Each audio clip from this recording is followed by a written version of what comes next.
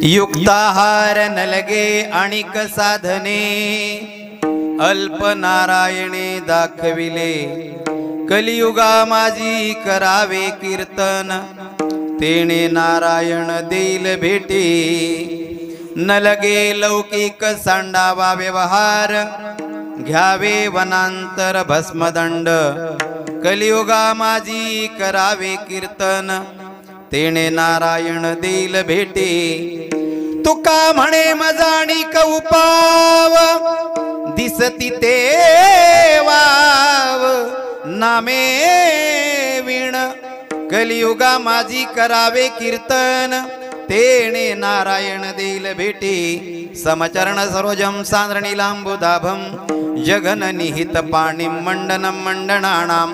तरुण तुलसीमालां कंधरं कंजनेत्रं, सदय धवलहासं विठ्ठलं चिंतयामि. पांडुरंगा करू प्रथम नमन, पांडुरंगा करू प्रथम नमन. पांडुरंगा करू प्रथम नमन, पांडुरंगा करू प्रथम नमन. दुसरे चरण संतांची या, त्यांच्या कृपादाने कथेचा विस्तारू, त्यांच्या कृपादाने कथेचा विस्तारू. दुसरी चरण संतती या, त्यांच्या कृपादाने कथेचा विस्तारू.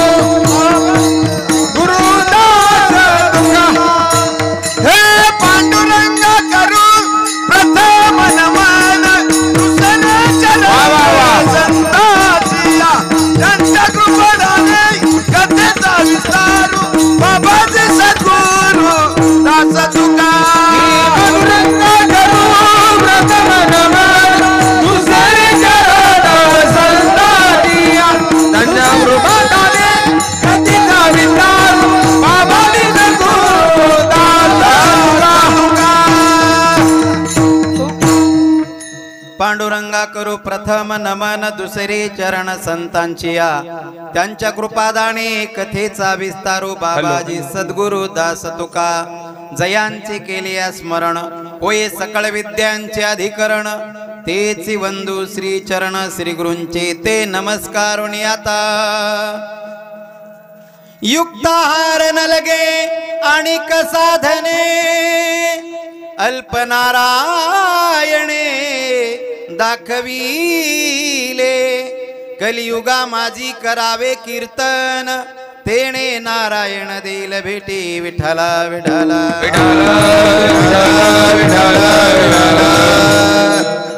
प्रस्तुत प्राप्त प्रसंगी कीर्तन रूपी सेवेकरता निवडलेला अभंग, जगद्गुरु वैराग्याचे सागर आणि देहूची सुप्रसिद्ध साधू श्री संत तुकाराम महाराज यांचा 4 चरणांचा अभंग असून भगवत प्राप्तीचं साधन सांगणारा अभंग आहे. विठ्ठला विठ्ठला विठ्ठला विठ्ठला. सेवेला सुरुवात करण्यापूर्वी थोडासा परिहार द्यायचा, म्हणजे तो असा, आपल्या या डिग्रस बरसाले या गावामध्ये चालू असलेला हा अखंड हरिनाम सप्ताह, त्यामध्ये संगीत महाशिवपुराण कथा सोहळा आणि संगीत शिवपुराण कथेचे कथाकार हरिभक्तपरायण मुकुंद महाराज गात, त्यामध्ये दुसऱ्या दिवसाची कीर्तन रूपी सेवा माझ्याकडे श्री हरिभक्तपरायण विठ्ठल महाराज सोळंके दहेगावकर, तसेच नारायण बापू बरसाले आणि आसारामजी माळोदे यांच्या माध्यमातून माझ्याकडे आलेली आहे. आजच्या कीर्तनाचे यजमान रोहिदास आसारामजी माळोदे, माऊली कन्स्ट्रक्शन, जोगेश्वरी वेस्ट, मुंबई. आजचे अन्नदाते श्री पंडित जनार्दन बरसाले, पांडुरंग भाऊसाहेब बरसाले, पांडुरंग विठ्ठलराव बरसाले, तुकाराम बाबासाहेब ढोले यांच्या माध्यमातून इथे येण्याचा योग आलेला आहे. कथेला आपल्या कीर्तनाला साथ करण्याकरता माऊली महाराज येवले, त्यानंतर ओमकार महाराज बरोबर, आणि भगवान महाराज शिंदे, तुमचं काय नाव, प्रदीप महाराज, त्यानंतर विठ्ठल महाराज शिंदे, चोपदार, सर्व श्रोते मंडळी आणि समस्त गावकरी मंडळी, पाहुणे मंडळी, विनेकरी आणि या कीर्तनाची जी शूटिंग करणारे, कोणतं चॅनेल भाऊ आपलं? गोडी कीर्तनाची, असे सर्वांच्या उपस्थितीमध्ये आपला हा कीर्तन सोहळा पार पडत आहे. आणि ज्यांची सिस्टीम एका ठिकाणी 4 मॉनिटर पहिल्यांदाच पाहिलो छोट्याशा सप्त्यामध्ये. काही सप्त्यामध्ये 2च मॉनिटर असतात आणि 2 मॉनिटरचाही आवाज कुठं चालला काही कळत नाही. इथं व्यवस्थित सगळं चाललेलं आहे आणि सर्वांच्या सहकार्याने आपण हे जे कीर्तन आहे हा एकट्याचा खेळ नाही, सगळ्यांच्या सहकार्याने आपल्याला हे कीर्तन पार पाडायचं आहे. विठ्ठला विठ्ठला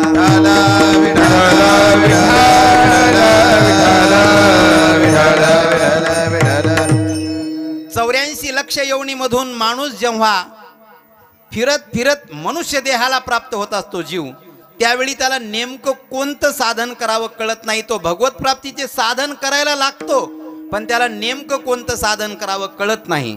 कारण भगवत प्राप्तीची आपल्या या संप्रदायामध्ये तसेच वेदांतामध्ये अनेक साधनं सांगितलेली आहेत. ज्ञान आहे, कर्म आहे, योग आहे, भक्ती आहे. यापैकी भक्ती सोडून जी इतर साधनं आहेत ती भक्तीच्या मानाने भगवत प्राप्ती करून देण्यासाठी कमी पडतात. तसं पाहिलं तर वेदांतात सांगितलेली जी साधनं आहेत ती भगवत प्राप्ती करून देण्यासाठी सांगितलेली नसतातच. कारण वेदांतात साध्य हे नित्य प्राप्त आहे, त्याला प्राप्त करून घ्यावं लागत नाही. या जगामध्ये ब्रह्मस्वरूप कोण नाही, जीव सगळे ब्रह्मस्वरूपच आहेत. ममे वंशो जीव लोके म्हणणारे भगवान श्रीमद भगवद्गीतेमध्ये काय म्हणतात, हे सगळे जे जीव आहेत ते माझाच अंश आहेत. मग सगळे जीव जर भगवंताचेच अंश आहेत तर मग कोणाची प्राप्ती करून घ्यायची आहे. आपल्याला जर वेदांत कळत नसेल तर सोपा, माऊलींनी सुद्धा हरिपाठात वेदांत सांगितलेला आहे. सर्वा घटे राम देहा देही एक, सूर्यप्रकाशक सहस्र रश्मी.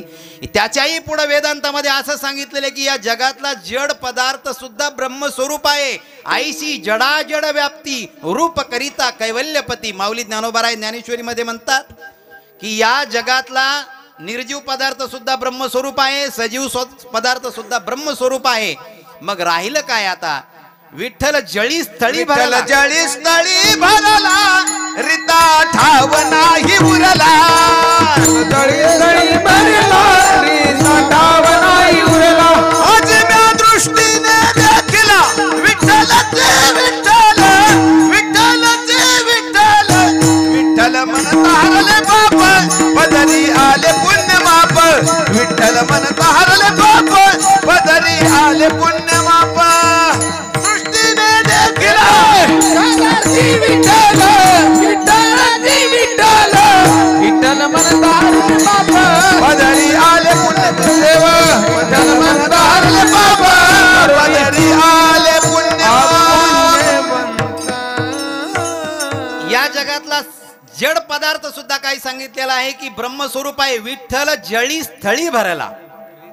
याच्या पुढे काय सांगायचं अजून, माऊली काय म्हणतात, बीजची जाहले तरू अथवा भांगाराची अलंकारू, तैसा मध्ये एकाचा विस्तारू ते हे जग.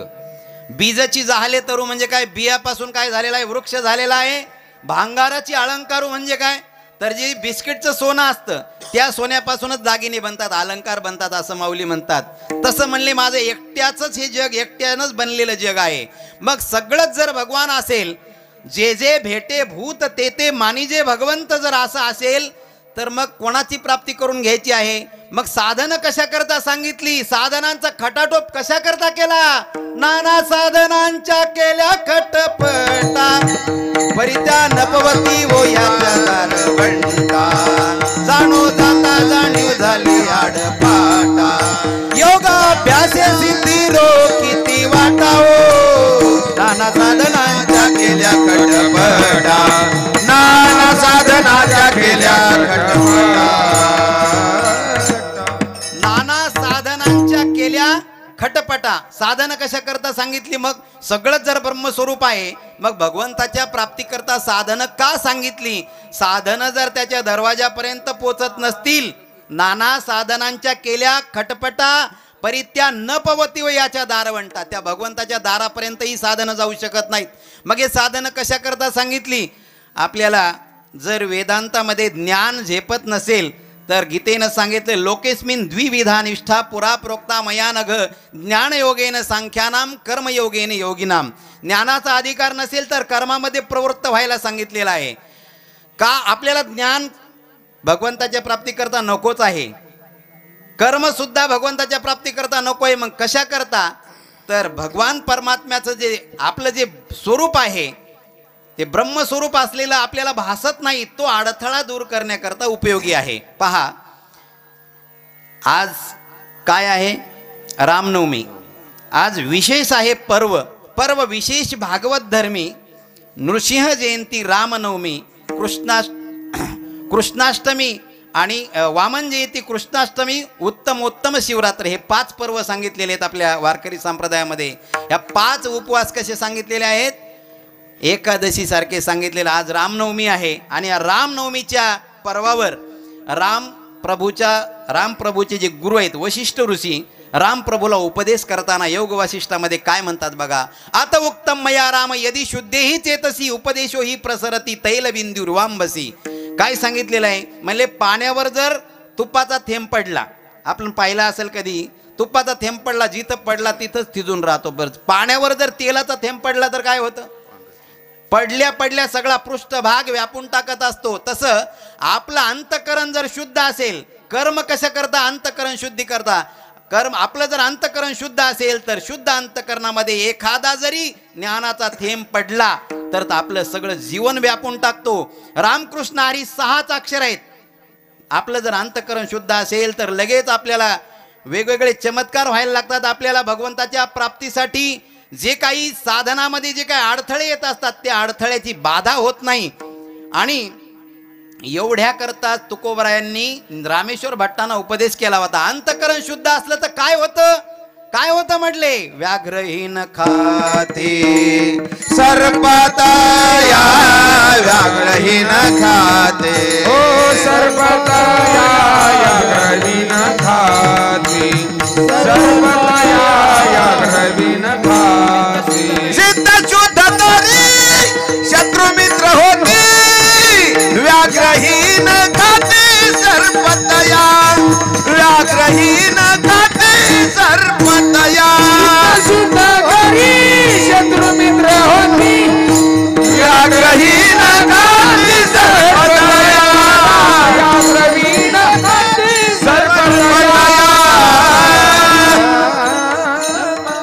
वशिष्ठ ऋषींनी जो श्लोक म्हटलेला आहे बघा, यदि शुद्ध ही चेतसी, जर अंतकरण शुद्ध असेल तर. आणि तुकाराम महाराज म्हणतात जर चित्त शुद्ध असेल तरच काय होतं म्हटले, व्याघ्रहीन खाती सर्पतया. काय होतं, लगेच ब्रह्मज्ञान होत नाही किंवा लगेच सिंग फुटत नाहीत. तर काय होतं, जे आपण साधना करताना वाघ विंचू सर्प हे साधना करतानाचे अडथळे हे मित्र होतात, आपल्या सोबत खेळायला लागतात. एवढा चमत्कार होऊ शकतो आपल्याला. जर आता ब्रह्मस्वरूप कसं असतं पहा, आपल्याला पाणी पाहिजे पण पाण्यावर शेवाळ आलेला आहे, शेवाळ बाजूला केलं की पाणी आईतच मिळणार आहे, किंवा वर आभाळ आलेलं आहे. वारा काय करत असतो, वारा आभाळाची फेडी वाचुनी सूर्याती न घडी, हात बाबुळ दाढी तो ये न करी.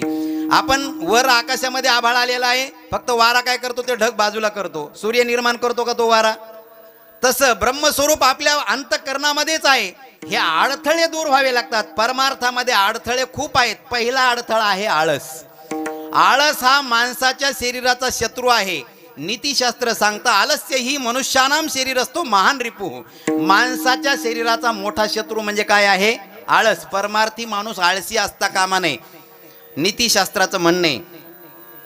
आळस केला की माणसाला काहीच प्राप्त होत नाही पहा. पण कोणाच्या शरीराचा सांगितला हा आळस शत्रू आहे, माणसाच्या शरीराचा. डुकरांनी कीर्तनाला आले नाही तर काय फरक पडणार आहे का? गाढव गावातच तिकडे लोळायला लागले, काय फरक पडणार आहे? बैल म्हणले आम्ही घरी झोपणार आहेत, काय फरक पडणार आहे? म्हशी म्हणले आम्हाला कीर्तनाला येवं वाटण झाले, पण त्यांना काही नुकसान नाही. पण माणसाचं नुकसान आहे. कसं आहे पहा, माणसाला एवढा आळस भरलेला असतो काही काही माणसाच्या जीवनामध्ये. एका गुरुजीने विचारलं, विद्यार्थ्यांना प्रश्न केला, म्हणले आळस म्हणजे काय, याच्यावर म्हणले उत्तर लिहायचं. एका विद्यार्थ्यानं सुरुवात केली लिहायला. एकानं लिहिलं जांभाया देणे, याला आळस म्हणतात. एकानं लिहिलं काहीच करावं न वाटणे, याला आळस म्हणतात. हातपाय गळून जाणे, याला आळस म्हणतात. काही काही लोकांनी विद्यार्थ्यांनी भरपूर लिहिलं, पण एक विद्यार्थी खरंच आळशी होता. त्यानं काय केलं, असं वरी लिहिलं, आळस कशाला म्हणतात, आणि अशी उभी रेस मारली खाली आणि म्हणलं यालाच आळस म्हणतात. विठाल विठाल विठ्ठल विठ्ठल विठ्ठल विठ्ठल विठ्ठल. नाहीतर काही काय माणसं पंढरपूरला जातात. पंढरपूरला गेले की काय करतात, तिथं गेलं की खोली करतात. खोली केली, एवढा आळस दर्शनाचा लोकांना. म्हणले ना चला दर्शनाला, अहो नाही हो 32 तास लागायला लागलेत म्हणते. अरे 32 नाही 36च म्हणणं म्हटलं तुझा, 36 त्या दर्शनाचा 33चा आकडा तयार होऊन जातो. मग काही काय माणसं घुसून का होईना पण दर्शन करतातच.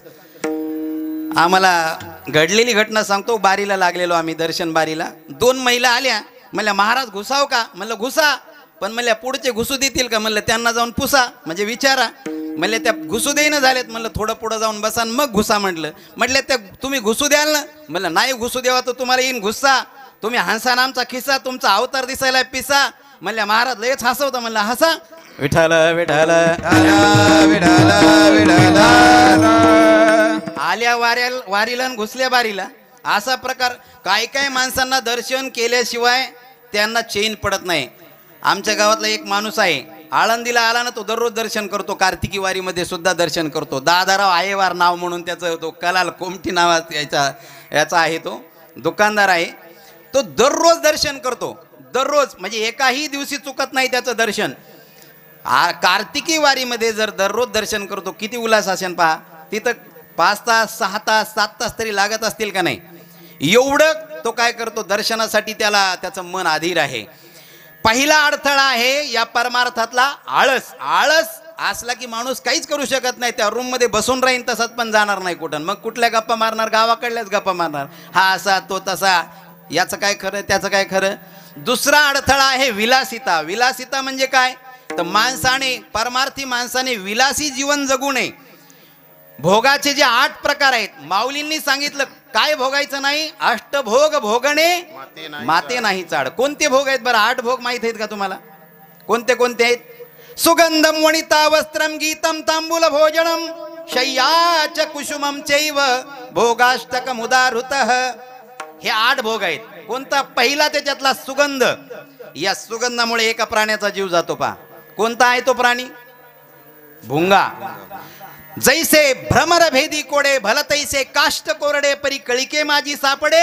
कोवळी येते तर उत्तीर्ण होईल प्राणे परी ते कमळदळ चिरुणेने तैसे कठीण कोवळेपणे स्नेह देखा. तो काय करतो, म्हणजे लाकडाच्या नाटीच्या नाटी पोखरतो, परंतु जर कमळाच्या कळीमध्ये अडकला ना तर त्याला बाहेर येता येत नाही. कमळाचे 2 प्रकार आहेत, माहित आहेत का 2 कोणते.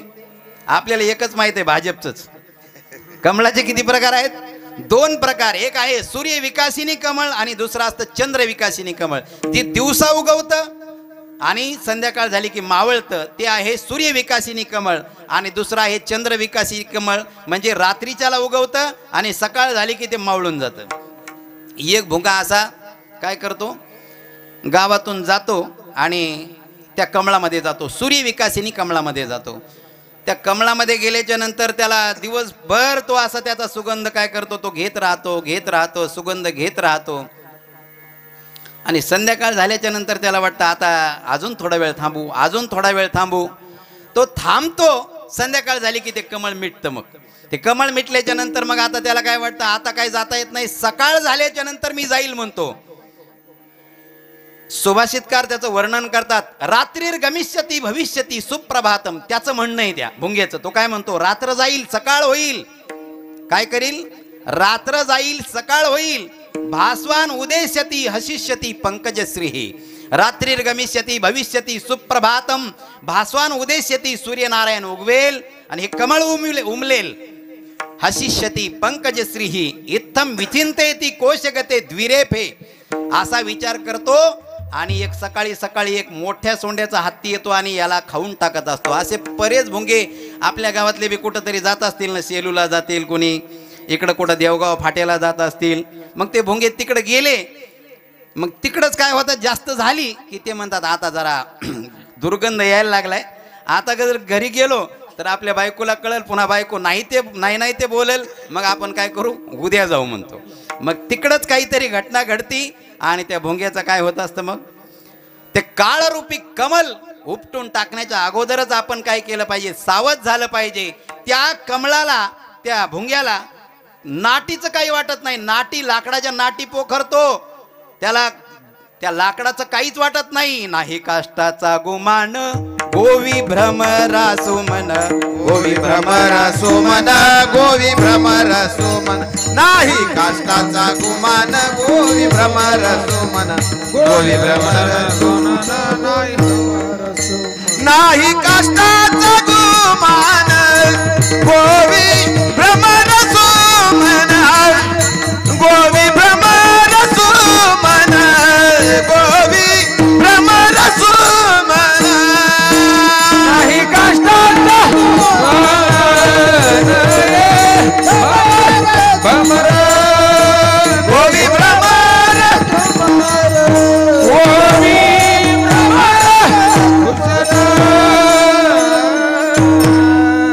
काष्टाचा गुमान म्हणजे गुमानच नाही तो त्या लाकडाला, आणि त्या कमळाच्या कळीमध्ये अडकत असतो. त्याच्यामधला दुसरा हा जो भोग आहे तो आहे स्त्री, वनिता, सुगंधम वनिता. वनिता म्हणजे काय, स्त्री. किती स्त्रिया भोगल्या म्हणजे माणूस सुखी होईल. बरं, सुखी होईल का दुःखी होईल? माऊली ज्ञानोबरायांनी वर्णन केले ज्ञानेश्वरीमध्ये. जैसा वेश्या भोगी कवडा वेचे, मग दारही चेपून येते, तैसे लाजीरवाणे दीक्षिताचे काय सांगू. एकदा भगवान श्रीकृष्ण परमात्मा आणि रुक्मिणी माता एकांतात बसले. एकांतात बसल्याबरोबर एक मुंगळान मुंगळी असेच जाऊ लागले एका माग. ते मुंगळीच्या मागे लागलेला मुंगळा पाहून भगवान श्रीकृष्ण हसले जरासे. हसल्याच्या नंतर रुक्मिणी मातेला वाटलं दुसऱ्या बायकोची आठवण आली काय की, म्हणूनच हसले. म्हणले का हसले तुम्ही? ते म्हणले काय नाही, सहजच हसलो. म्हणले सहज कोणी हसत नसतं, जो सहज हसतो तो वेडा असतो. म्हणजे तुम्ही का हसले ते सांगा. ते काय नाही म्हणले, ते मुंगळा मुंगळीच्या मागा लागलाय म्हणून हसलो. म्हणले मुंगळा मुंगळीच्या नाही तर म्हणले का म्हशीच्या मागा लागेल का? तुम्ही का हसले सांगा. हा साधारण मुंगळा नाही रुक्मिणी, याला मी 14 वेळेला इंद्र बनवलं होतं म्हणले, तरी याची अजून काही झाली नाही, अक्कल ठिकाणा आली नाही म्हणून हसलो. विठ्ठल विठ्ठल विठ्ठल विठ्ठल विठ्ठल. त्यानंतर आहे वस्त्र.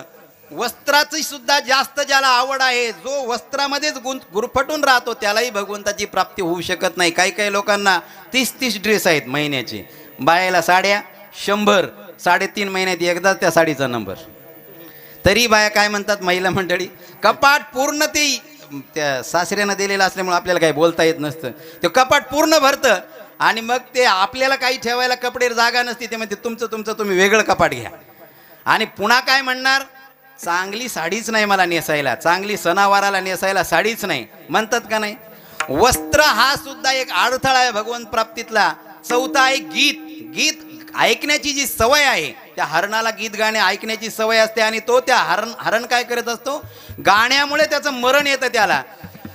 एक शिकारी त्या हरणाला काय करतो, पकडत असतो. पकडल्याच्या नंतर हरणाची बायको त्या शिकाऱ्याला काय विनंती करते बघा, श्रृंग बेच कर धन करो, मांस भुनकर खाओ, इस चमड़ी के आसन पर बैठे बीन बजाओ. मारो तोड़ो चीर करो, मांस पका के खा, जब तक प्राण रहे शरीर में, तब तक बीन बजाए पारधी, तब तक बीन बजाए. मारो तोड़ो चीर करो, मांस पका के खा, जब तक प्राण रहे शरीर में, तब तक बीन बजाए पारधी, तब तक बीन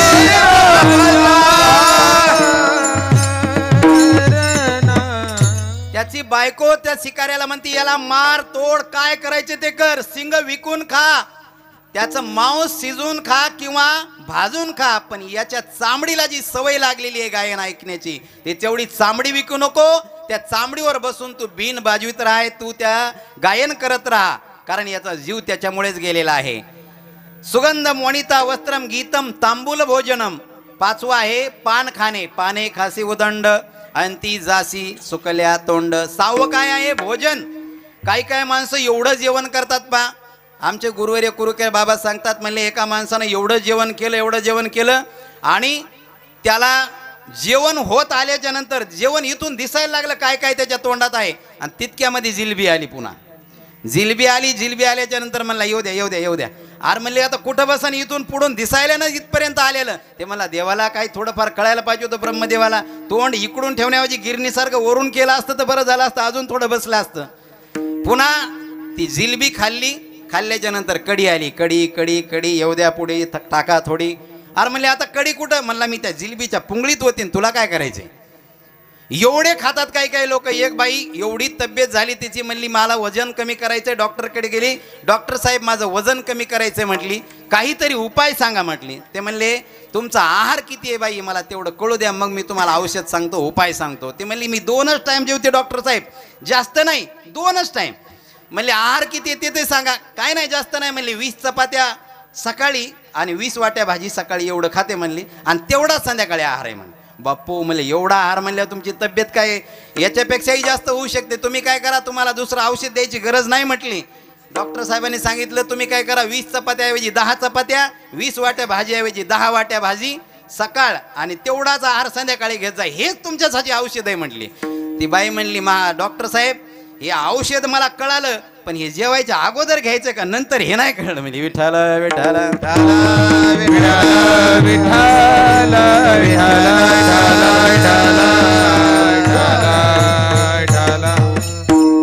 त्यानंतर 7वा आहे शय्या, म्हणजे बेड. काही काही लोकांना गादीशिवाय झोप येत नाही. पा शय्याच कुसुमम चैव भोगाष्टक मुदारहुतम. 2 प्रवासी प्रवासाला निघाले. एकानं काय केलं, प्रवासामध्ये दुःख असतं म्हणून काय केलं त्यानं, घोडा घेतला प्रवासाला. आणि एकाला झोपच येत नव्हती गादीशिवाय, त्यानं काय केलं, गादी गुंडाळली, गादी बांधली, डोक्यावर गादी घ्यायचा आणि दिवसभर गादी व्हायचा. 2 जण सोबत. तो घोड्यावर बसलेला चालायचा, घोड्यावर चालायचा, असं घोडा चालायचा, हा बसलेला मस्त आरामशीर प्रवास व्हायचा ह्याचा. आणि गादीवाला गादी घेऊन जायचा. लोक दिवसा विचार करायचे, घोड्यावाला मालक असन म्हणायचे आणि गादीवाला नोकर असेल. पुन्हा मुक्कामाच्या ठिकाणी गेली की मुक्कामाच्या ठिकाणची म्हणायची ते गादीवाला काय असन, मालक असन, घोड्यावाला घोड्याला खराटा करायचं, म्हणजे हे नोकर असेल म्हणायचे. एके दिवशी विचारलं, म्हणले तुमच्यात मालक कोण आणि नोकर कोण आहे म्हटले. ते म्हणले आमच्यात मालक नोकर असा काही प्रकार नाही, तो त्याचा स्वतंत्र, मी माझा स्वतंत्र आहे. अरे म्हणले मग तू गाढवासारखं ओझं का वाहतोस. तो म्हणला रात्रीची झोप येण्यासाठी. विठ्ठल विठ्ठल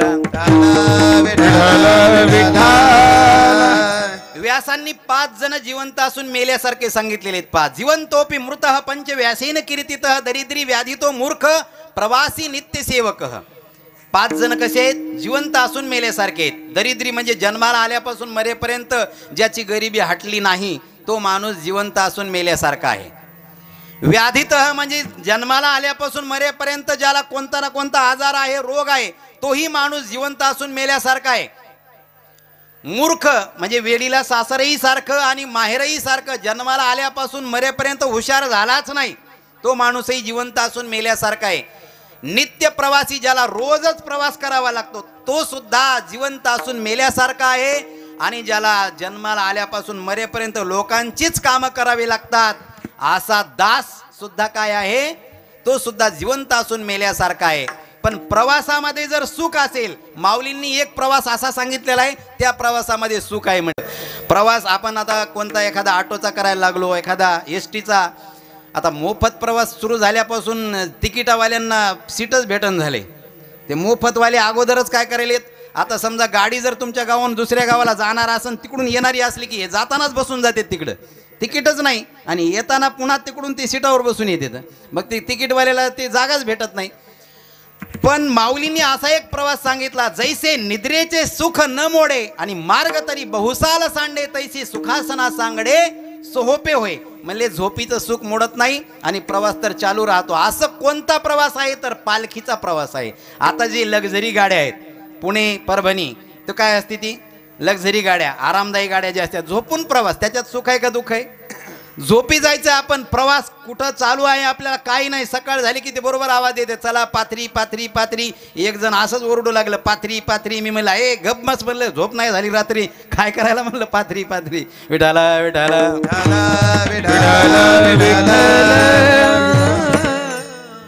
हे 5 जण जिवंत असून मेल्यासारखे आहेत. म्हणजे शय्या काही काही लोकांना गादीशिवाय झोप येत नाही, हा सुद्धा अडथळा आहे. आणि कुसुम म्हणजे काही काहींना फुलांची जास्त इच्छा असते. हे सगळे भोग आहेत, विषय आहेत. पण विषयाचं सुख इथं गोड वाटतं भोगायला, परंतु त्याचा परिणाम पुढे कसा आहे? अवघड यमदंड, पुढे अवघड हो यमदंड, पुढे अवघड यमदंड, पुढे अवघड विषयाचे सुख येथे वाटे गोड, पुढे अवघड, पुढे अवघड यमदंड. विषयाचे सुख नंदवात, पुढे अवघड, पुढे अवघड यमदंड. विषयाचे सुख येथे वाटे गोड, पुढे अवघड यमदंड. कसा अवघड यमदंड असतो पहा, आपण दृष्टांतातून पाहू. पुण्यासारख्या ठिकाणी एक भव्य दिव्य असं प्रदर्शन भरलं आणि त्या प्रदर्शनावर बोर्ड लावला होता, मोफत प्रवेश. मोफत प्रवेश म्हणले की आपल्या इकडचे परभणी जिल्ह्यातले 2 जण गेले ते म्हणजे जे जे फुकट ते पोषक फुकट असलं की निघाले आतमध्ये. म्हणले मोफत आहे म्हणले, आतमध्ये गेले. आतमध्ये गेल्याच्या नंतर आता पाणी प्यायला तहान लागली. 25 एकरचं ते भव्य दिव्य प्रदर्शन. आता पाणी घ्यावं तर बाटली घ्यायची म्हणले तर किती रुपये लागतात? 20 लेरी. एक जण म्हणला महाराजाला 20 लेरी काय म्हणतात? म्हणलं सफर करते वक्त वो कितने पैसे लेते हमारे पास से? 20 लेरी, इसलिए इसका नाम बिस्लेरी रखा है. विठाला विठाला. मला वाटलं आता 20 रुपये लागतात. वेटरला सांगितलं, म्हणला वेटर 2 ग्लास पाणी आण. आणलं पाणी. पाणी आणल्याच्या नंतर पाणी पिलं. पाणी पिल्याच्या नंतर आता त्यांना घ्यायचं काहीच नव्हतं, फक्त पाणीच प्यायचं होतं. म्हणले सगळ्यात गरम काय? ते म्हणला चहा आहे. त्याच्यापेक्षा गरम म्हणले भजे आहेत. त्याच्यापेक्षा गरम खिचडी आहे. त्याच्यापेक्षा गरम ते म्हणला त्याच्यापेक्षा गरम तेल आहे म्हणलं. मग त्याच्यापेक्षा गरम विस्तव आहे म्हणे. विस्तव आण म्हणला 2 प्लेट. 2 प्लेट आणले. दोघांनी 2 पिढ्या काढल्या, पेटवल्या, गाठी पडली ठका ठका. त्याच्यावर मग जाणे तुका निघाले बाहेर. बाहेर निघायच्या नंतर पुन्हा भुका लागल्या. म्हणले आता कुठंतरी जेवण केलं पाहिजे आणि स्वस्तातलं हॉटेल शोधायला लागले. पण त्यांच्या योगायोगानं त्यांना मोफत हॉटेल बी सापडलं. तिथं लिहिलं होतं, आपण जेवलेले बिलाचे पैसे आपल्या नातवांकडून वसूल केले जातील. यांना वाटलं आपले लग्नच झाले नाही, आपल्याला मुलं होणार, मुलांना मुलं होणार, ते इथं जेवायला येणार आणि मग ते इथं जेवल्याच्या नंतर आपलं बिल देणार. म्हणजे जेवायला काय हरकत नाही. जेवले, एवढे जेवले ते. आणि जेवल्याच्या नंतर त्या वेटरनं बिल आणून दिलं 500-500 रुपये. म्हणजे कशाचं बिल आहे?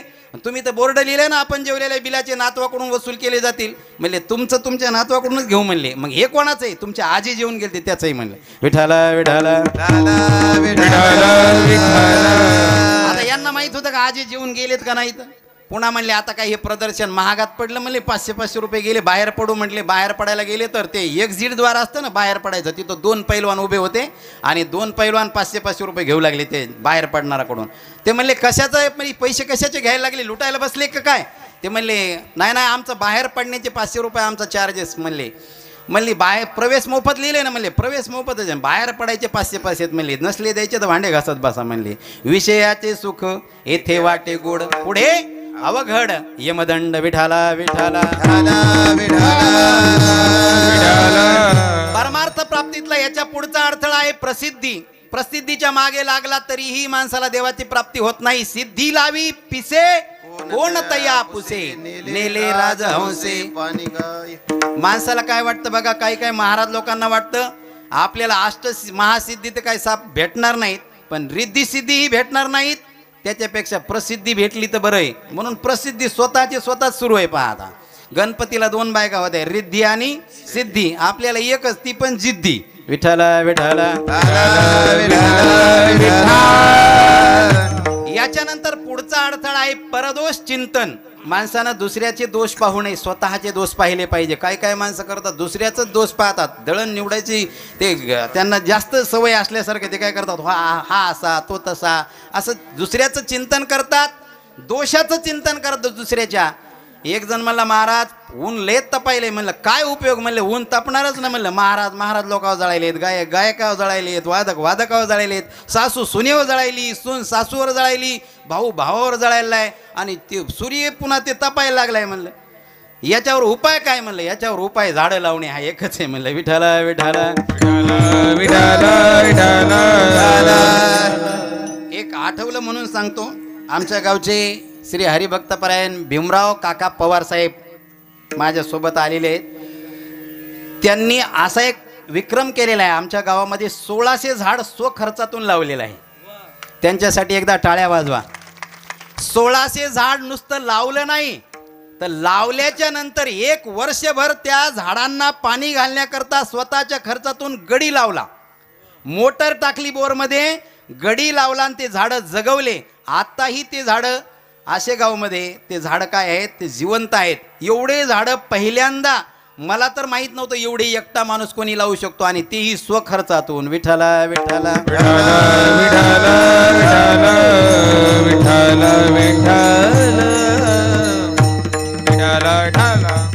याच्यानंतरचा पुढचा जो अडथळा आहे तर संसारिक कामाची अधिकता. माणूस काय करतो बा, संसाराला जास्त वेळ देतो आणि परमार्थाला कमी वेळ देतो. शतम विहाय भोक्तव्यम सहस्रम स्नानमाचरेत लक्षम विहाय दातव्यम कोटीम त्यक्त्वा हरिम भजेत. सुभाषितकार म्हणतात 100 कामे टाकून माणसानं काय केलं पाहिजे? जेवण केलं पाहिजे. म्हणजे तुम्ही काही काम करू लागले आणि तुम्हाला जर जेवायला बोलवलं एखाद्याने की लगेच गेलं पाहिजे. तुम्ही म्हणाल हा हे काम आम्हाला जमते, कोणी बोलिलं की आम्ही जातोच म्हणायचं. त्याच्या पुढचं आहे का सहस्रम स्नानम आचरेत, 1000 कामे टाकून स्नान केलं पाहिजे. हे जर अवघड दिसायला म्हणते. हिवाळ्यामध्ये आम्हाला लवकर आंघोळ करावी वाटत नाही आणि उन्हाळ्यामध्ये तर काही गरजच वाटत नाही 12 वाजेपर्यंत. सहस्रम स्नानम आचरेत लक्षम विहाय दातव्यम, 1,00,000 कामे टाकून माणसानं दान केलं पाहिजे. दान करण्याचा विधी सांगितलेला आहे बघा. सुपात्र दानाचे भवे धनाढ्य धनप्रभावेण करोति पुण्यम पापप्रभावेण नर सुरलोकयाती पुनर्धनाढ्य पुनरेव भोगी. चांगल्या माणसाला जर दान दिलं तर काय होतं? सुपात्र दानाचे भवे धनाढ्य, दान देणारा माणूस धनवान बनतो म्हणले. पुढचा जन्म जरी त्याला भेटला. धनप्रभावेण करोति पुण्यम, आपल्याला जर पुण्य करायचं असेल, आजकालचं युग असं आहे ज्याचा खिसा गरम त्यालाच देवधर्म. पूर्वीचा काळ होता ज्याचा खिसा गार त्याला मारुतीचा पार.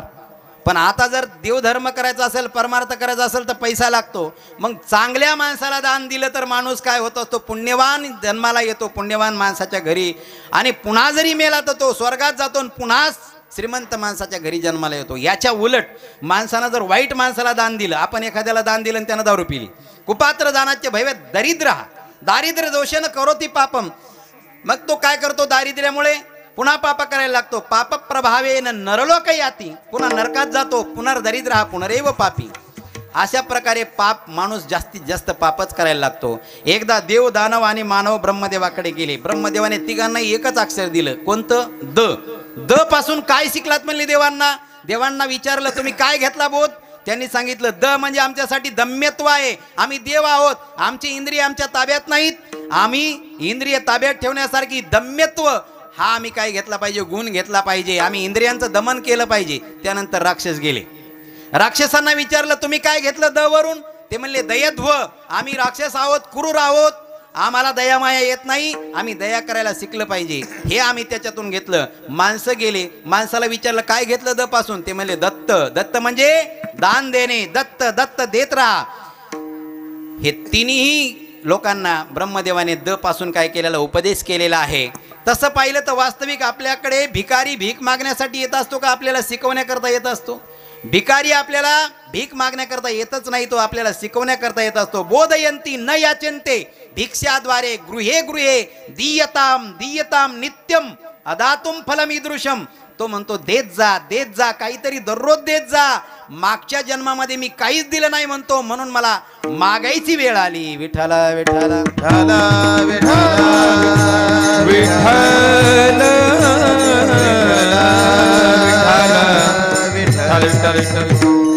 तुमच्याकडून जर दान धर्म होत असेल, तुम्ही कोणाला काहीतरी देत असाल, अन्नदान होत असेल, किंवा तुम्ही काही मंदिराला दान देत असाल, कुठं काही दान धर्म करत असाल, तर देवाचे उपकार माना. तुम्हाला देवाने देणाऱ्यामध्ये बसवले आहे, देणाऱ्याच्या यादीत. मागणाराच्या यादीत बसवलं नाही. विठ्ठल विठ्ठल.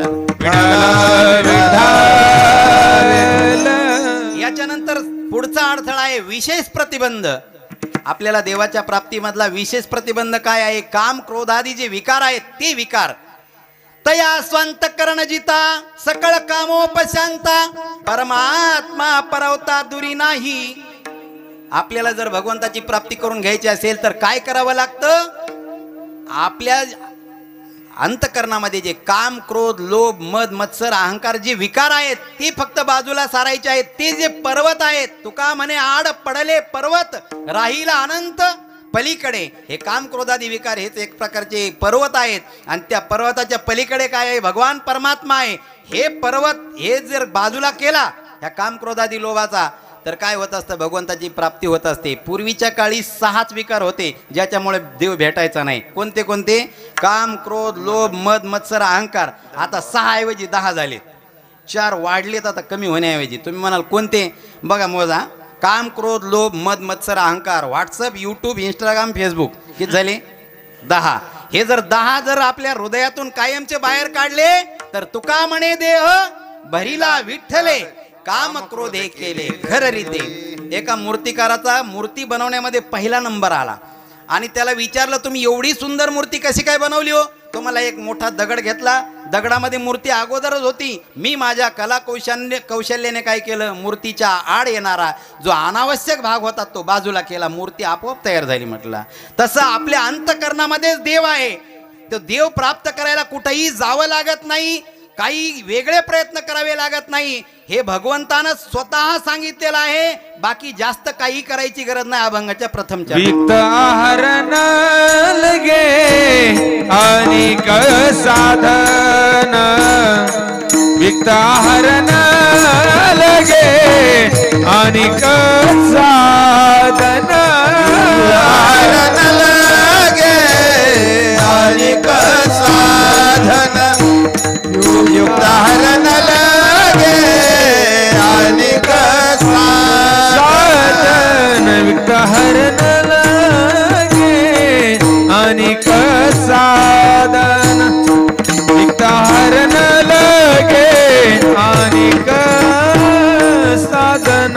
युक्त हरण लगे अनिक साधन. युक्त हरण लगे अनिक साधन. अल्पनारायण दाखविले अल्पनारायण.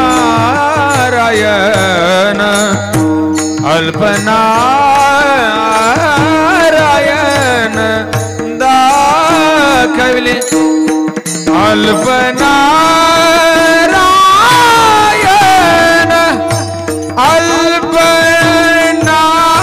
अल्पनारायण दाखविले अल्पनारायण दाखविले. कलियुगामध्ये करावे कीर्तन. कलियुगामध्ये करावे कीर्तन. अल्पनारायण दाखविले. अल्पनारायण दाखविले. कलियुगामध्ये करावे कीर्तन. कलियुगामध्ये करावे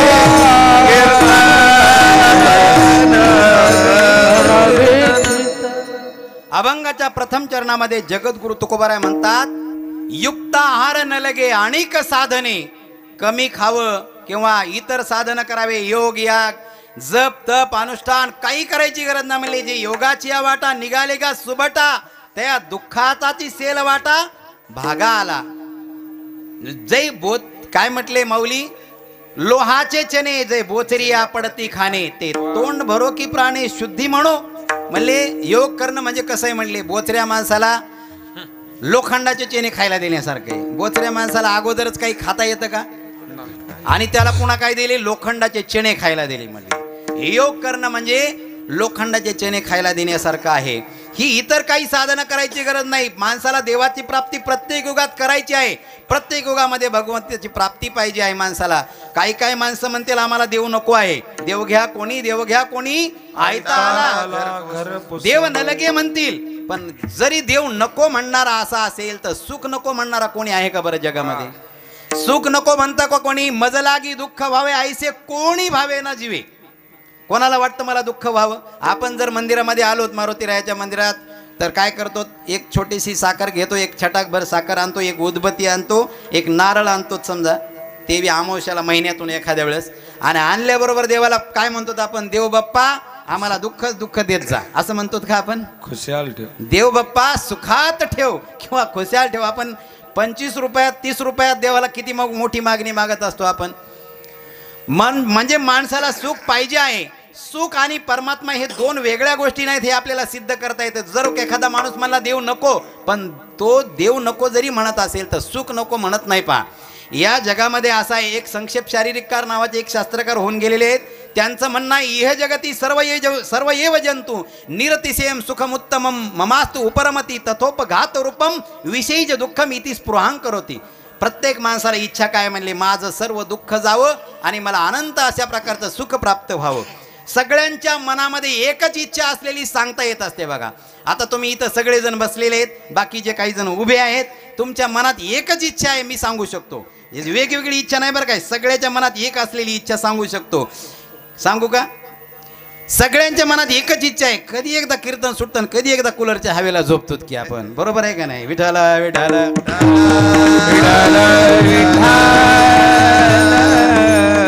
हा बाबा हसले बघा, सोटा वाटायला का नाही लवकर.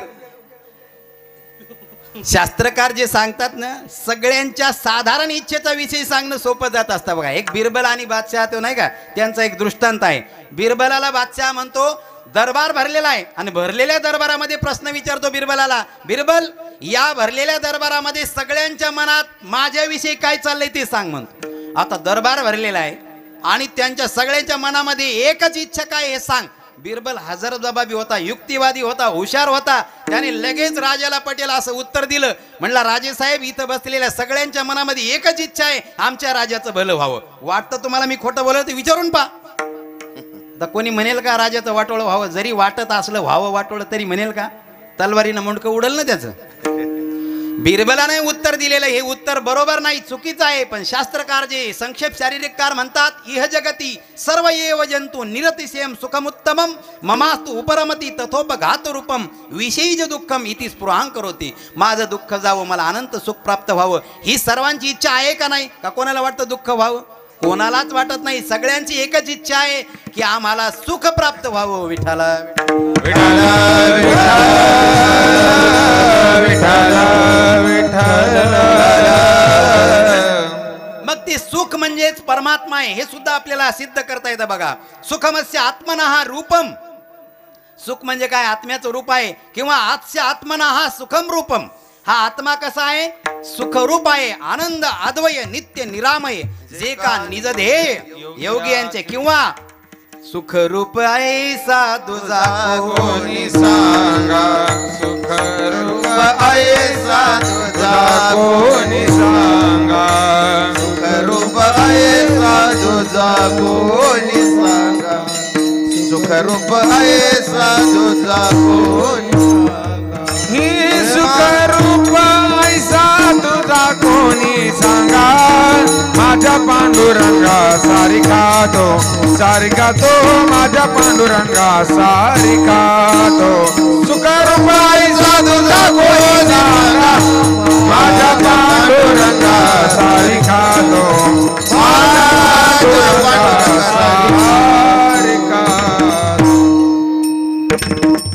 सुखरूप ऐसा तुझा कोण सांगा, माझ्या पांडुरंगासारखा जो. सुखरूप आणि पांडुरंग, देव आणि सुख हे वेगळे आहेत का?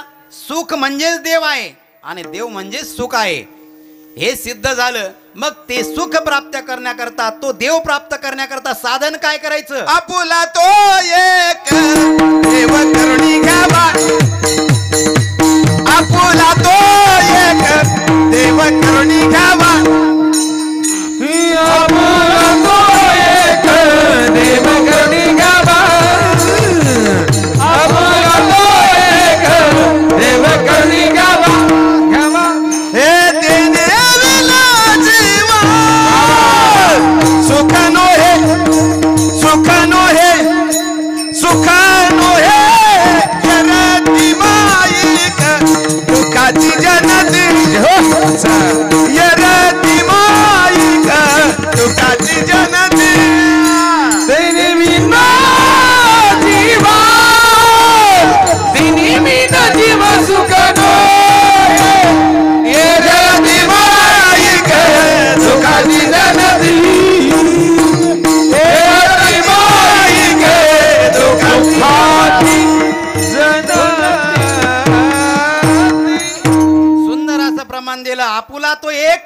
देव करून घ्यावा, त्याच्याशिवाय काय नाही माणसाला सुख प्राप्त होऊ शकत नाही. पण ते सुख प्राप्त करून घेण्यासाठी साधन काय करायचं? कारण प्रत्येक युगामध्ये वेगवेगळं साधन सांगितलेलं बघा. कृते ध्यायतो विष्णुम त्रेतायाम यजतो मखैहि द्वापरे परिचर्यायाम कलो तद हरी कीर्तनात. कलियुग माझी करावे कीर्तन, कलियुग माझी करावे कीर्तन, तेने नारायण जैल भेटी, तेने नारायण जैल भेटी. कलियुग माझी करावे कीर्तन, कलियुग माझी करावे कीर्तन, तेरी नारायण देईल भेटी, भेटी नारायण देईल भेटी. साधन काय करायचं कलियुगामध्ये? आपल्याला प्रमाणातून सांगितलं, कलियुगा माझी करावे कीर्तन. बाकीच्या युगामध्ये काय केलं जात असे बरं? कृते ध्यायतो विष्णुम, ध्यान केलं जायचं सत्ययुगामध्ये. आताचे माणसं ध्यान करू शकतात का बरं? ध्यान लावू शकतात का? आता कीर्तनात 2 तास बसू शकत नाहीत माणसं, 10 वेळा मांडी मोडतात. आता ध्यान लावायचं म्हणजे कसं? एका पायावर लोक, पूर्वीचे लोक काय करायचे? ध्यान लावायचे. आता जर आपण डोळे लावून घेतले ना, आपल्याला कीर्तन दिसत नाही, काहीच दिसत नाही, आपलाच संसार दिसायला लागतो. म्हणजे कलियुगामध्ये ध्यान फलीभूत होत नाही. बरं, यज्ञ करू शकतो का? त्रेतायुगामध्ये माणूस यज्ञ करत असत देवाच्या प्राप्ती करता. आता यज्ञ करणं शक्य आहे का? एकट्याच्या माणसाने हे जे आपला यज्ञ आहे, नामयज्ञ, हा तरी शक्य आहे का? प्रत्येकानं म्हणले मी दरवर्षी एकटाच सप्ताह करतो, आहे का शक्य? हे सर्वांचा मिळून यज्ञ आहे. एकट्यानं जर यज्ञ करायचं म्हटलं तर यज्ञ करणं, अहो सत्यनारायण सुद्धा बायको करा म्हणते म्हणून करतात लोक काही काही. नाही तर म्हणते बायको, हे माणूस म्हणतो काय ते काय ब्राह्मणाच्या घरी काय सत्यनारायण असतो का? आपल्याला सत्यनारायण करायला लागतात म्हणजे ब्राह्मण करतात का? बायकोलाच पुन्हा काय करते ते काहीतरी बोलतात. यज्ञ करायचा असेल त्याचा विधी सांगितलाय शास्त्रानं. घरातले माणसं मोजावी लागतात. माणसं समजा घरात तुमच्या 5-10 माणसं आहेत, त्यांना 10 वर्षे पुरेल एवढा अन्नसाठा जर घरात असेल तर लहानात लहान एखादा यज्ञ करायला हरकत नाही. आता तर तसं आहे का? आता जर माणूस यज्ञ करायचा म्हटलं तर शक्य आहे का? तुपाची धार लावावं लागत असते, म्हणजे सोंडी आपल्या ह्याच्या हातीच्या सोंडी एवढी. आता घरामध्ये तूप आणतो आपण 1 छटाक, ते बी पाहुण्याला वाढायला, आणि वाढताना काय करतो? सगळं जेवण आधी करतो आणि तूप चमच्यानं वाढायला लागतो आपण. आता यज्ञ करणं शक्य नाही. कारण यज्ञ करणं म्हणजे काय आहे? यज्ञ करणं, आता माणसं जर आता सेलूला चालला माणूस घरून सकाळी, तर तो बायकोला म्हणतो संध्याकाळी काय करायचं जेवायला? मी तिकडूनच घेऊन येतो म्हणतो. आता लोक धान्य आणायला तयार नाहीत. पूर्वीच्या काळी घरात लोकांच्या धान्याचे काय होते? पोतेच्या थप्प्या लागायच्या. आता लोकांच्या घरी 5 किलो 10 किलो धान्य आणायला लागलेत लोक. ते आटाच आणायलेत काही काही तर शहरमधले. आटा पिठा नकोच आहे दुसरा बाकी काही. हे संध्याकाळी म्हणजे बायको म्हणते आपल्याला काय करा, तुम्ही आयतच पीठ घेऊन या, मला ते निसायचा कटाळा नको, काहीच नको. मग असं जर असेल तर आता यज्ञ करणं शक्य आहे का? बरं, पूजा तरी करू शकतो का माणूस या युगामध्ये? पूजा ही माणूस नीट करू शकत नाही. आपल्या घरची पूजा कोण करतात बरं? तुम्ही तुमच्या घरची पूजा तुम्ही करतात का महिला मंडळी करतात? महिला मंडळीच करतात का नाही? बरोबर. आपण पूजा करत असताना पूजेनं सुद्धा भगवंताची प्राप्ती झाली असती, पण पूजेचा विधी सांगितलेला यथा देहे तथा देवे. आपण आपल्याला स्नान करण्याकरता गरम पाणी करतो, देवाला करतो का आपण गरम पाणी? देवाला नाहीत करत आपण. आपल्याला स्नान करण्याकरता संतूर साबण वापरतो आपण, एखादी लक्स, पुन्हा त्याच्यानंतर काही लोक ते त्या वेगवेगळ्या लहान लेकराला जशा वापरतात तसे बारीक बारीक म्हणजे एकदम अशा सॉफ्ट साबण वापरतात, शॅम्पू वापरतात. देवाला कधी आपण विचार केला का देवाला काय लावलं पाहिजे आपण? बरं, देवाला आपण स्नान केल्याच्या नंतर आपल्याला अंग पुसायला टावेल लागतो. देवाचं अंग कधी एखाद्या वस्त्रानं तरी पुसलंय का कधी? आपण काय करतो? देवाला कसंही आपल्याला चांगलं. बरं, देवाला आपल्याला गंध लावताना, कुंकू लावताना आपण काय करत असतो? बरोबर गोलच आलं पाहिजे असं लावतात का नाही? पूर्वीच्या महिला गोल कुंकू लावायच्या, ते कशाचा तरी आकार काढायच्या आणि बरोबर कुंकू लावायच्या. आताच्या महिलांना गोल लावायची गरज नाही, तीच काय आहे ती टिकली गोलच आहे. त्याच्यामुळं आता काही करायची गरज नाही. माणसं गंध लावताना बरोबर गोल लावतात. देवाला कसा लावतात? असा घ्यायचा गंध, त्याच्या नाकात जाईल, डोळ्यात जाईल, तोंडात जाईल, कुठं जाऊ आपल्याला काय घेणं देणं नाही. आणि ती उदबत्ती एकदा ओवाळतो, दुसऱ्या दिवशीच पुन्हा त्या देवघरात जातो. अशी पूजा केल्याच्या नंतर देव प्राप्त होईल का? यथा देहे तथा देवे, असा जर पूजेचा विधी असेल तर देव प्राप्त होऊ शकतो. आणि माणसाला काय आहे? सगळ्यात सोपं पाहिजे आणि म्हणून सगळ्यात सोपं साधन कलियुगा माझे करावे कीर्तन तेने नारायण देईल भेटली. हे साधन का बदललं बरं प्रत्येक युगामध्ये? तर 4 गोष्टीचा विचार करावा लागतो. पहिली गोष्ट आहे माणसाचं आयुष्य बदललं. सत्ययुगामध्ये माणसाला 1,00,000 वर्षाचं आयुष्य होतं, त्यामुळे माणूस ध्यान करू शकत होता. त्याच्यानंतर त्रेतायुगामध्ये माणसाला 10,000 वर्षाचं आयुष्य प्राप्त झालं, 1 शून्य कमी झाला. त्याच्यानंतर द्वापार युगामध्ये पुन्हा 1 शून्य कमी झाला, 1000 वर्षाचं आयुष्य झालं. त्यानंतर कलियुगामध्ये 100 वर्षाचं आयुष्य. मग ज्या माणसाला 1,00,000 वर्षाचं आयुष्य आहे त्याला जे साधन सांगून चालतं ते 100 वर्षाच्या माणसाला सांगून चालतं का? दुसरं म्हणजे कष्ट करण्याची प्रवृत्ती. त्या युगातले माणसं कष्ट करायमध्ये तत्पर होते, आता कोणाला कष्ट नको आहे, चालता चालता देव भेटा वाटतो. म्हणून कलियुगा माझे करावे कीर्तन तेने नारायण देईल भेटी. त्याच्यानंतर काय बदललं? पुन्हा प्राणाची जी स्थैर्य स्थिती असते, प्रत्येक युगामध्ये प्राण कुठं राहत होते? कलियुगामध्ये प्राण कशामध्ये आहेत? कृतयुगामध्ये कुठं राहत होते प्राण? आपला जो प्राण असतो, प्राण कशात राहायचा? कृतयुगामध्ये, सत्ययुगामध्ये हाडामध्ये प्राण होते पहिले. कृतेचे अस्तिगत प्राणा त्रेताया मांस संस्थिता द्वापरे तो रुधिरम यावत कलौ अन्येषु संस्कृता. बघा, सत्ययुगामध्ये प्राण हाडामध्ये राहत होते. माणूस 60-60 हजार वर्ष तपश्चर्या केलेला माणसाचं आपण ऐकलं का नाही का? ऋषीचं कोणते ऋषी आहेत ते? विश्वामित्राने किती तपश्चर्या केली? 60,000 वर्ष तपश्चर्या केली. त्यांनी जेवण नाही केलं तरी हाड आपल्या शरीरातलं जर शाबूत असेल तर तो माणूस जिवंत राहायचा. त्याच्यानंतर त्रेतायुग आलं, 10,000 वर्षाचं आयुष्य. ते प्राण हाडात न राहता मांसात आले. जेवढं हाड टिकतं तेवढं मांस टिकत नाही, म्हणून पुन्हा माणसाचं आयुष्य काय झालं? एकदम 90 वर्षांनी कमी झालं, 90,000 वर्षांनी.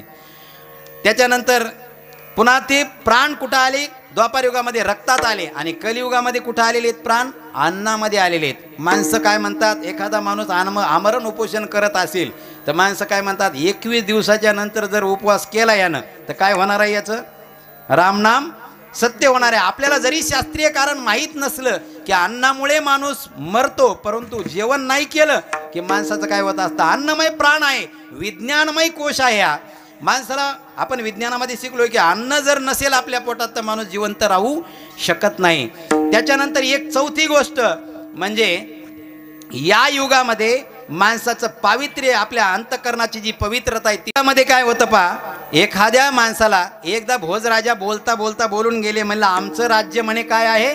राम राज्यच आहे म्हटला भोजराजा. म्हटला भोजराजा म्हटल्याच्या नंतर म्हटले मग तुमची परीक्षा घ्यावी लागेल. राजाला म्हटले बाकीचे लोकही म्हणले, बाकीचे राजे, तुमच्या राज्याची परीक्षा घ्यावी लागेल. त्रेतायुगातला दृष्टांत सांगितला. राम प्रभूच्या राज्यामध्ये एका माणसानं दुसऱ्या माणसाला जमीन विकली होती आणि त्या जमिनीमध्ये ती जमीन नांगरत असताना सोन्याचा हांडा लागला. कोणाला लागला? घेणाराला. मग आता घेणारानं काय केलं पाहिजे होता? लपवून ठेवायला पाहिजे होता का नाही घरामध्ये नेऊन? त्यानं काय केलं? म्हणला तुमची जमीन तेवढीच म्हणला मी घेतलेली, हे हांडा सोन्याचा लागला हे माझा नाही म्हटला. कोणत्या युगातला माणूस? त्रेतायुगातला, राम प्रभूच्या राज्यातला. झाले रामराज्य काय उण्यामासी, हे प्रमाण खोटं झालं असतं का नाही? त्याने काय केलं? तो म्हणला हांडा घेतला आणि त्या ज्याची जमीन होती त्याच्या घरी नेऊन दिला. म्हणला हे हांडा काय माझा, याच्यावर माझा अधिकार नाही, तो हांडा तुमचा आहे म्हटला. सोन्याच्या मोहरांनी भरलेला हांडा तो घ्यायला तयार नाही. ज्यानं जमीन विकली तोही म्हणला मी जमीन विकली, जे लागलं तुमचं म्हणला, आता तोही घ्यायला तयार नाही. मग आता काय करायचं? आता जर असा एखादा हांडा जर ठेवला आपल्या इथं, सकाळपर्यंत हांडा राहील का? मधल्या मोहरा सगळं जाईल का नाही? ते म्हणले आता काय करू? रामप्रभूच्या आपण दरबारात जाऊ. दरबारात गेले. रामप्रभूंना सांगितलं त्यांनी हकीकत. म्हणले मी यांची जमीन घेतली. म्हणले जमीन घेतली म्हणले फक्त, पण जमिनीमध्ये हांडा लागला, त्या हांड्यावर माझा अधिकार नाही, मी काय घ्यायला तयार नाही म्हटले. ज्यानं जमीन विकली तो म्हणला मी जमीन विकली, म्हणला माझा अधिकारच नाही त्याच्यावर. मग आता काय करायचं हांड्याचं? म्हणले आपल्या राज्याच्या, तुमच्या राज्यामध्ये त्या कोशागारात टाका म्हणले. रामप्रभूंनी विचारलं. म्हणले पंतप्रधानाला सांगितलं जाऊन पहा बरं आपल्या त्या याच्यामध्ये काही कमी आहे का? ते म्हणले सगळे कोश काय आहेत? भरलेले आहेत. म्हणले आपल्या याच्यात एक मोहर बसेल इतकी सुद्धा जागा नाही. म्हणले काय करा? चौकामध्ये हा हांडा ठेवून द्या म्हटले, ज्याला लागन ते घेऊन जाईल. काय करीन म्हणले? संध्याकाळी ठेवा असं या टायमाला, सकाळपर्यंत लोक काय करतील? घेऊन जातील ज्याला लागल तसं. सकाळी किंवा दिवसभर राहू द्या, उद्या जर नाही नेला तर काय करू म्हणले? 2 दिवस वाट पाहू. त्या हांड्यामधला एकही मोहर कमी झाला नाही. महिनाभर हांडा ठेवला त्या चौकामध्ये. भोजराजाला म्हणले तुमच्या राज्यात ठेवा म्हणले चौकात हांडा. ठेवला हांडा, सकाळी हांडाच गायब. मोहरात मोहरा गेल्या ना हांडाही गायब झाला. म्हणले रामराज्य आहे का तुमचं भोजराज्य आहे सांगा म्हटले. भोजराजानं खाली मान घातली. म्हणले मान्य केलं. म्हणले आमचं रामराज्य होऊ शकत नाही, हे भोजराज्य आहे. विठ्ठल विठ्ठल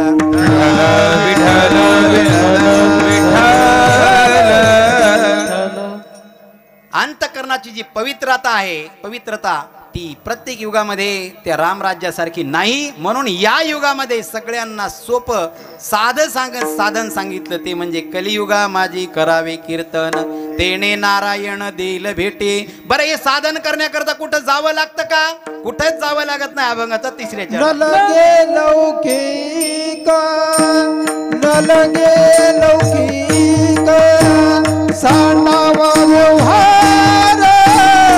लगे लौकिक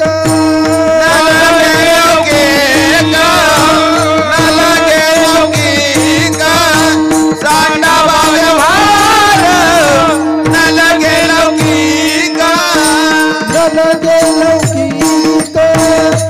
लगे लौकिक सांडावा व्यवहार लगे लौकिक लगे लौकिक लौकिक सांडावा व्यवहार लगे लौकिक धावनंतर भस्मदंड धावनंतर भस्मदंड कलियुग माझी कलियुग माझी करावे कीर्तन कलियुग माझी कलियुग माझी कलियुग माझी करावे कीर्तन कलियुग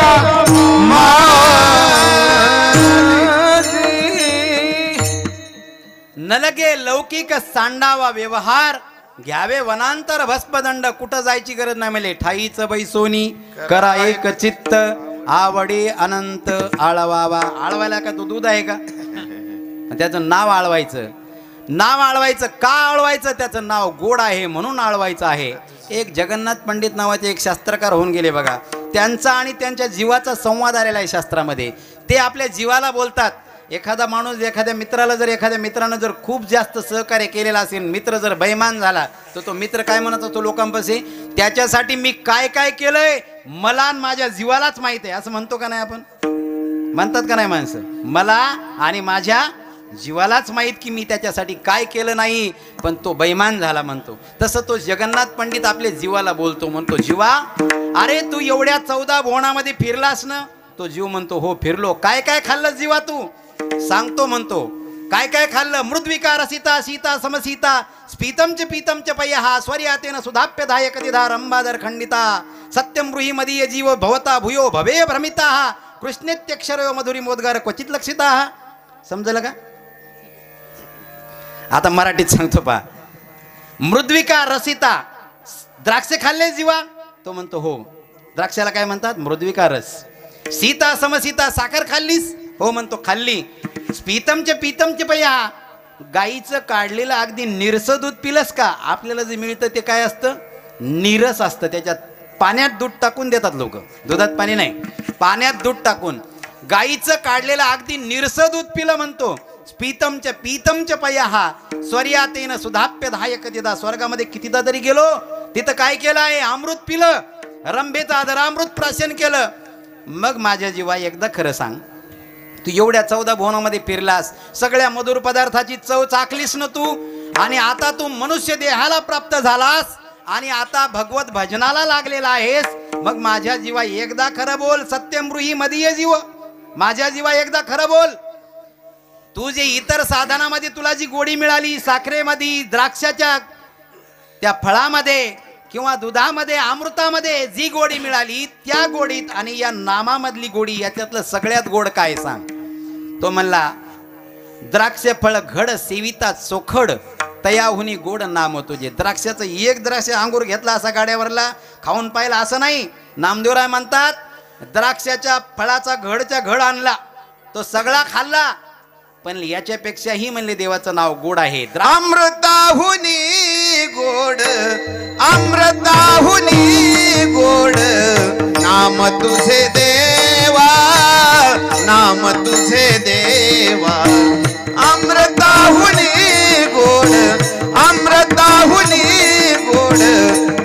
तुझे देवा नाम तुझे देवा अमृताहुनी गोड अमृताहुनी गोड नाम तुझे देवा नाम तुझे देवा अमृताहुनी गोड अमृताहुनी गोड नाम तुझे देवा नाम तुझे देवा मन माझे के जवा काबाने घे काबाने घे मन माझे के सेवा कामनाए कामनाए अमृताहुनी गोड अमृताहुनी गोड नाम तुझे देवा नाम तुझे देवा अमृताहुनी गोड अमृताहुनी गोड नाम तुझे देवा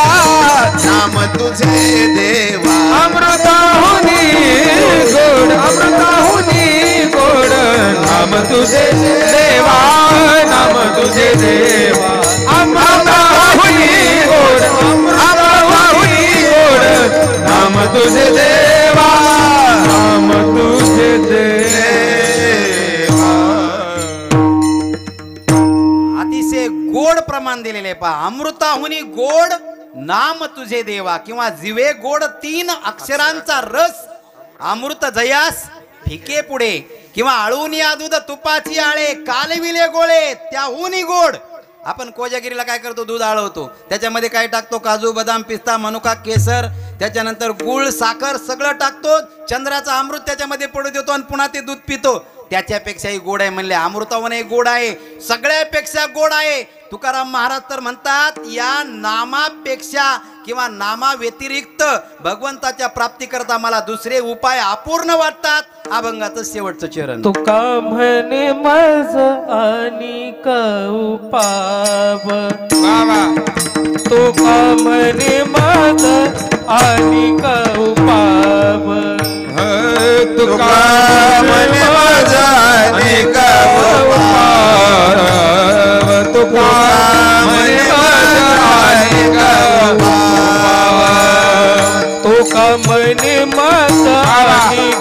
उपाव तुका म्हणे माझ आणि उपाव तुका म्हणे माझ आणि उपाव तुका म्हणे माझा अनेक उपाव तुका म्हणे माझा अनेक उपाव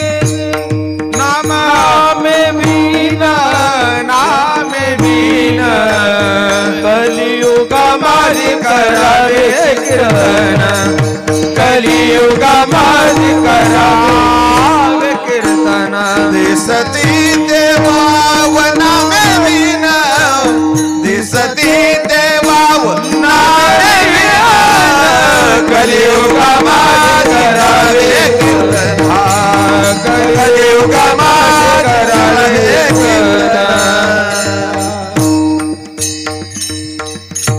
तुका म्हणे मज अनेक उपाव दिसती ते वाव नामे विण. अनेक जे इतर जे उपाय आहेत ते तुकाराम महाराज म्हणतात ते मला अपूर्ण वाटतात. हा एकटाच असा उपाय आहे, कलियुगा माझी करावे कीर्तन तेने नारायण देल भेटी विठोबा रखुमाई हो पार घुमाई डोंगर घुमाई डोंगर घुमाई पार घुमाई हो पार घुमाई घुमाई हो पार घुमाई. ज्ञानेश्वर मावली ज्ञानराज मारुती तुकाराम ज्ञानेश्वर मावली ज्ञानराज मावली जय जय ज्ञानेश्वर माऊली ज्ञानराज मारुती तुकाराम जय जय ज्ञानेश्वर मावली माऊली